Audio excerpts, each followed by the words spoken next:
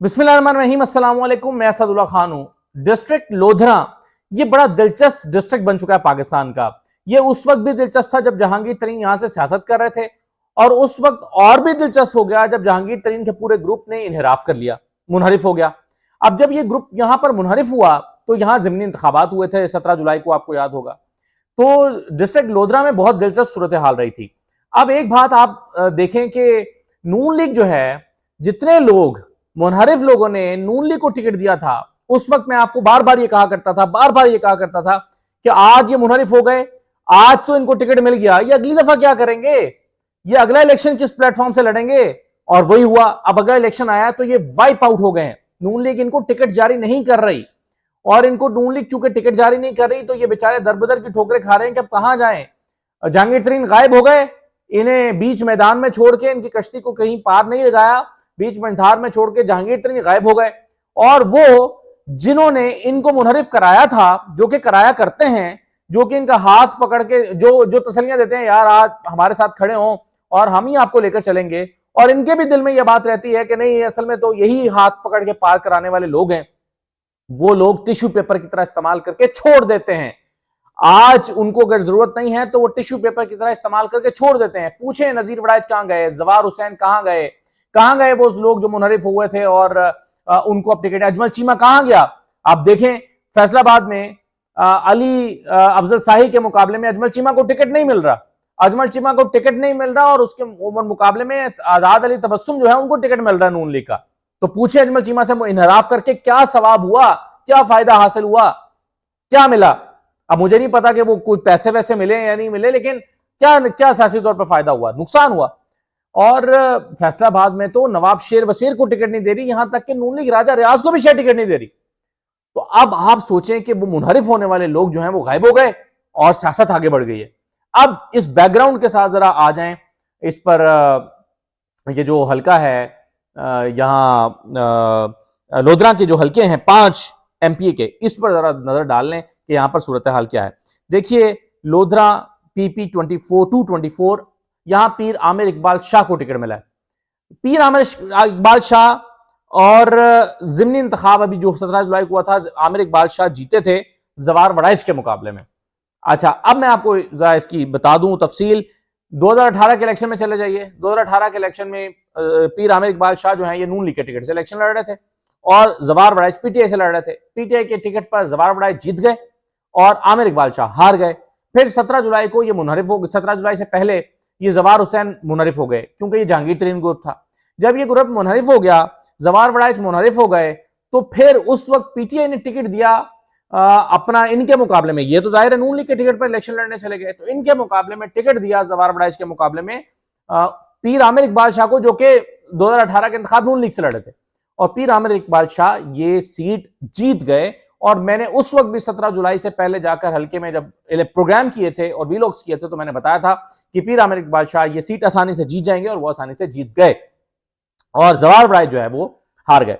अब यहां पर जो है वो एक बार फिर मुकाबला होने जा रहा है आमिर इकबाल शाह से। आमिर इकबाल शाह जो है ये बड़े इनका जो खानदान है वो यहाँ की सियासत में बड़ा सरगर्म है। इनके वालिद पीर इकबाल शाह जो हैं, पीर इकबाल शाह एक वक्त में अली तरीन के मुकाबले में इलेक्शन लड़ चुके हैं, और ये पहले भी जो है वो आमिर इकबाल शाह पहले एमपी रह चुके हैं, पीर इकबाल शाह एमपी एमएनए रह चुके हैं।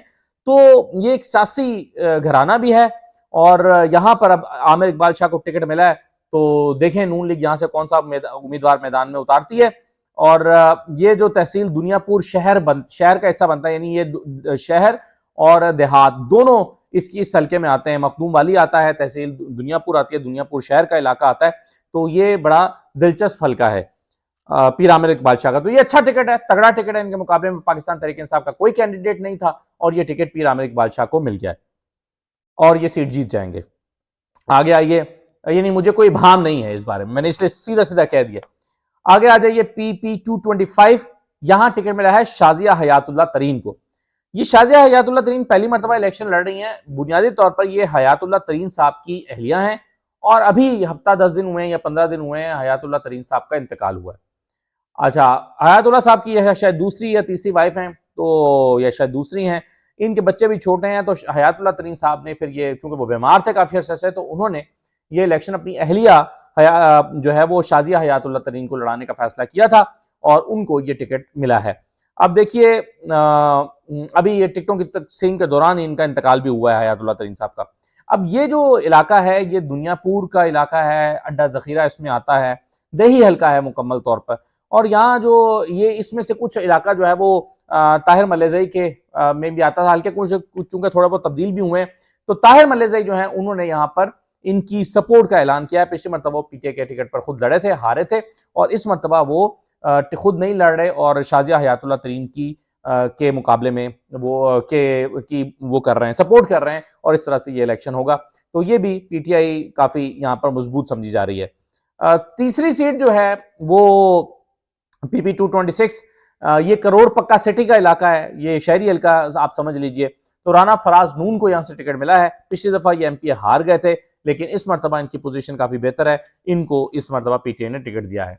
आखिरी दो हल्के जो हैं ये बड़े दिलचस्प हैं। ये इसलिए दिलचस्प हैं कि यहाँ पर दो तीन बड़े नाम जो हैं वो इलेक्शन लड़ते हैं। अच्छा, पहले पीपी 227 की बात कर लें। ये लोधरा शहर और इसका मुजाफाती इलाका है, यानी लोधरा का शहर आता है और उसका कुछ मुजाफाती इलाका इसमें शामिल है। नवाब अमानुल्लाह को यहाँ पर टिकट दिया गया है। अच्छा, नवाब अमानुल्लाह जो हैं ये 2018 का इलेक्शन हारे थे, लेकिन माजी में ये परवेज मुशर्रफ के जमाने में ये एमएनए रह चुके हैं, विफाकी पार्लिमानी सेक्रेटरी भी रह चुके हैं, और अब ये जो है वो दोबारा इनको टिकट मिला है। इनका मुकाबला सदीक बलोच से होने जा रहा है। सदीक बलोच वही आप जानते हैं जो जिनकी डिग्री का मसला निकल आया था, जाली डिग्री थी, और फिर वो नाहल हो गए थे। फिर यहाँ पर जंगी तरीन साहब भी लड़े थे और अली तरीन भी सीट पर लड़ चुके हैं। तो बहरहाल यहाँ पर जो है ये मुकाबला काफी होता रहा। तो सदीक बलोच पुराने सियासतदान हैं, लेकिन करते थाने कचहरी की सियासत नहीं है, और लोग इनको इतना पसंद नहीं करते, और इनके मुकाबले में नवाब अमानुल्लाह पीटीआई के हैं, तो इन दोनों का यहाँ पर होगा। लेकिन नवाब अमानुल्लाह का एक मसला यह है कि ये बेसिकली करोड़ पक्का के रहने वाले हैं, और पहले जब एमएनए बने थे तो भी वहीं से बने थे, लेकिन इस मरतबा इनको इलेक्शन जो है वो लोधरा शहर से लड़ना पड़ रहा है। तो अब लोधरा शहर में जहाँ सदीक बलोच पहले भी इलेक्शन लड़ चुके हैं, अब देखना ही होगा कि सदीक बलोच का मुकाबला नवाब अमानुल्लाह कैसे कर पाते हैं। आखिरी जो सीट है इसमें वो बड़ी मजेदार है। वो इसलिए मजेदार है कि पीपी 228 कैप्टन इज्जत जावेद को पाकिस्तान तहरीक इंसाफ ने टिकट दिया। अच्छा, ये इसलिए यहाँ पर मैं आपको बता दूं कि लोधरा का कुछ इलाका है, इसमें गेलेवाल का कुछ इलाका है, दही इलाका है बुनियादी तौर पर ये। अच्छा, अब ये गेलेवाल भी दही इलाका है, देहाती इलाका है। अच्छा, अब इसमें जो है वो दिलचस्प बात यह है कि यहाँ पर पीटीआई के 2018 में कैंडिडेट जीते थे नजीर बलोच साहब। अच्छा, अब नजीर बलोच जो हैं ये जब जिमनी इलेक्शन लड़ रहे थे तो मैं यहाँ पर गया, मैंने नजीर बलोच साहब से कहा कि अच्छा, नजीर बलोच साहब के मुकाबले में पाकिस्तान तहरीक इंसाफ के उम्मीदवार भी कमजोर थे, कैप्टन इज्जत जावेद, दो अभी जो जिमनी इलेक्शन हुआ 17 जुलाई का, लेकिन इसके बावजूद नजीर बलोच नहीं जीत सके। तो फिर कौन जीता? पीटीआई भी नहीं जीती। यहां से एक आजाद उम्मीदवार जीते थे, उनका तारुफ मैं बाद में कराता हूं।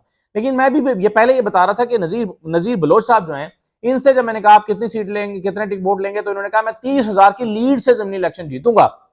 तो मुझे याद है मैंने उनसे कहा था मुस्कुराते हुए कि 30,000 वोट लेंगे या 30,000 की लीड लेंगे, तो उन्होंने कहा नहीं जी 30,000 की लीड लूंगा। तालियां बजी थी, जलसे में बैठे हुए थे वो। तो नजीर बलोच साहब जो हैं वो ये इलेक्शन, अभी जिमनी इलेक्शन जो 17 जुलाई का था, ये बुरी तरह से हार गए थे, तीसरे नंबर पर आए थे। पहले नंबर पर कौन था? यहाँ पहले नंबर पर यहाँ पर एक आजाद उम्मीदवार थे, पीर रफीउद्दीन शाह, पीर रफीउद्दीन बुखारी।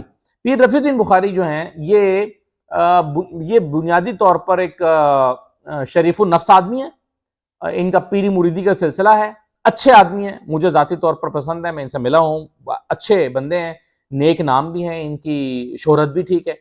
ये सियासत करते हैं बुनियादी तौर पर नून लीग से, और ये सियासत करते हैं अब्दुल रहमान कांजू ग्रुप के साथ। लेकिन इस दफा ये हुआ था, चूंकि नून लीग को मजबूरन टिकट देना पड़ा था मुनहरिफ बंदे को, जो पीटीआई से मुनहरिफ होकर आया था, नजीर बलोच।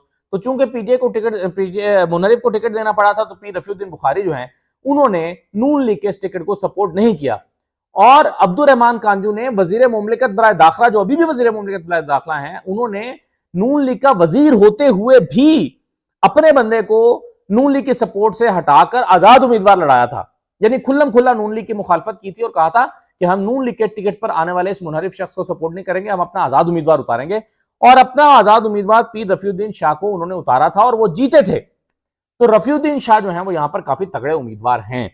और इनके मुकाबले में captain Itza Javed, captain Itza Javed अभी जो जिमनी इलेक्शन हुआ उससे पहले उनकी हालत काफी नाजुक थी, काफी पतली थी, और वो इलेक्शन जो है वो उससे पहले भी हार चुके थे। असल में इस हल्के में पीटीआई के पास अपना कोई तगड़ा उम्मीदवार नहीं है। कैप्टन इज्जा जावेद जो है ये बेसिकली कोई रवायती सियासतदान नहीं है, ये पीटीआई के प्लेटफॉर्म से सियासत करते हैं। डेरा शहर उन्होंने अपना बनाया हुआ है इसी इलाके में, लेकिन जो है वो कोई बहुत ज्यादा ये मजबूत उम्मीदवार नहीं थे। लेकिन अभी 17 जुलाई को इमरान खान की एक अच्छी हवा चल रही थी, तो ये दूसरे नंबर पे आने में कामयाब हो गए थे। आम हालात में इलेक्शन होते तो शायद ये तीसरे नंबर पर होते, तो ये दूसरे नंबर पर आने में कामयाब हुए थे और चंद 5-7 हजार वोटों के फर्क से ये हार गए थे। अब फिर कैप्टन इज्जत का मुकाबला रफीउद्दीन के साथ होगा और रफीउद्दीन यहां पर नून लीग के टिकट से इलेक्शन लड़ेंगे। मुझे लगता है कि ये सीट जो है वो काफी रफीउद्दीन की को फेवर कर रही होगी, और कैप्टन इज्जत जावेद अगर कोई बहुत एक्स्ट्राऑर्डिनरी परफॉर्मेंस ना दे गए तो इनके लिए फिर यहां पर खतरे की बात है। तो लोधरा की ये 5 सीटें, इन 5 में से मुझे जो है वो अभी हतमी तौर पर मैं नहीं कह सकता। आमिर इकबाल शाह वाली तो कंफर्म है, शाजिया हयातुल्लाह भी निकाल सकती हैं, बाकी नवाब अमानुल्लाह हैं, वो भी सीट निकाल लेंगे। देखें जब नून लीग के हतमी तौर पर उम्मीदवार हमारे सामने आएंगे तो फिर हम हल्के के डायनेमिक्स, उस वक्त के हालात देखकर मजीद शायद तबसरा करने की पोजीशन में होंगे। लेकिन बहरहाल ये लोधरा जो है, यहाँ से अब आप देखें कि जहांगीर तरीन साहब गायब हैं, उनका मुनहरिफ ग्रुप गायब है, और आपसे आप अभी आज भी नून लीग से पूछिए ना कि आप क्यों हार गए थे ज़िमनी इलेक्शन, क्या हुआ था 17 जुलाई को, तो वो कहते हैं हम इसलिए हार गए थे कि हमने मुनहरिफ लोगों को टिकट दिया था, हम अपने बंदों को टिकट नहीं दिया था। और हम मुनहरिफ लोगों से पूछते थे कि भाई आपका आगे मुस्तकबिल क्या होगा, आज तो चले आपको टिकट मिल गया, तो वो कहते थे नून लीग हमें टिकट देगी। लेकिन नून लीग ने उनको टिकट नहीं दिया, बल्कि इनको अपनी हार की वजह समझते हैं। तो अब लोधरा जो है वो देखना पड़ेगा कि अब ये जो सारे मुनारिफ हुए थे ये आजाद खड़े होते हैं या नहीं होते, आजाद लड़ते हैं या नहीं होते, या इनको मना लिया जाएगा, मैनेज किया जाएगा। अगर तो वो लोग जो के इलेक्शंस की इंजीनियरिंग करते हैं, अगर तो वो एक्टिव हुए, तो फिर वो इन लोगों से कहेंगे कि तुम आजाद खड़े ना हो, तुम्हें हम आगे जाके एडजस्ट करेंगे। वो इनको तसल्ली देंगे और ये मान जाएंगे, जवाहर हुसैन, नजीर बलोच वगैरह ये मान जाएंगे। लेकिन अगर ये आजाद खड़े हो गए तो फिर कुछ ना कुछ 2, 5, 10, 12, 15 हजार वोट शायद ये भी निकालें। तो इसलिए ये लोधरा भी इस मर्तबा दिलचस्प रहेगा। देखें अब नून लीग के जरा उम्मीदवार सामने आ जाए तो फिर इसमें मजीद बात हो सकती है। इजाजत दीजिए, अल्लाह हाफिज।